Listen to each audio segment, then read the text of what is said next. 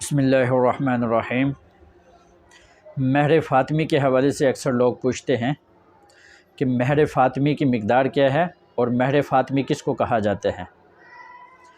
تو یاد رکھیں، مہر فاطمی اس کو کہا جاتا ہے کہ جو اللہ کے حبیب صلی اللہ تعالیٰ علیہ وسلم نے حضرت فاطمۃ الزہرا رضی اللہ عنہا کا مہر مقرر کیا اور دیگر صاحبزادیوں کا جو مقرر ہوا، اور اکثر ازواج مختارات کا جو مہر مقرر ہوا اس کو کہا جاتا ہے، اور وہ 500 درہم چاندی ہے۔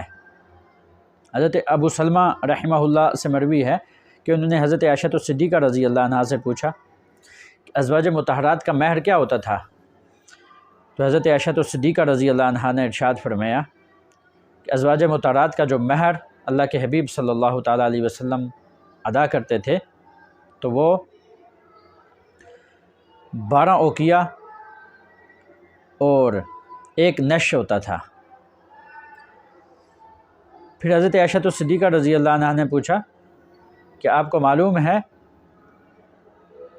کہ نش کیا ہوتا ہے، تو انہوں نے کہا کہ مجھے معلوم نہیں۔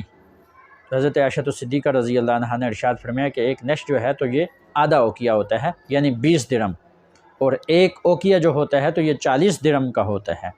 تو اس حساب سے مہر جو ہے دیگر ازواج کا تو وہ 500 درہم چاندی مقرر ہوا ہے۔ اب 500 درہم چاندی کا موجودہ وزن جو ہے تو وہ 1 کلو 530 گرام اور 900 ملی گرام بنتا ہے۔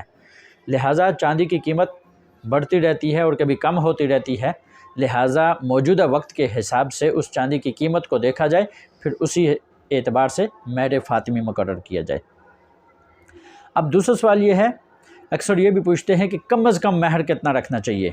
تو یاد رکھیں، کم از کم مہر جو ہے تو یہ 10 درہم چاندی ہونا چاہیے، اور 10 درہم چاندی کی کا جو وزن بنتا ہے تو وہ 2 تولے اور 7.5 ماشے بنتا ہے۔